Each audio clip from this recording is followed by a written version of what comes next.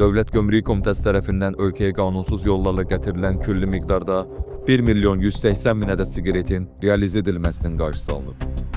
Komitənin əməliyyat istintaq baş idarəsi və Bakı Baş Gömrük İdarəsinin əməkdaşları tərəfindən Abşeron rayonu Xırdalan şəhəri ərazisində həyata keçirilən əməliyyat axtarış tədbirləri nəticəsində bir yük və bir minik nəqliyyat vasitəsindən Azərbaycan Respublikasına məxsus məcburi nişanlanma ilə nişanlanmayan külli miqdarda dəyəri 150 min manata yaxın olan 1 milyon 180 min ədəd Platinum 7 markalı siqaret aşkar edilib.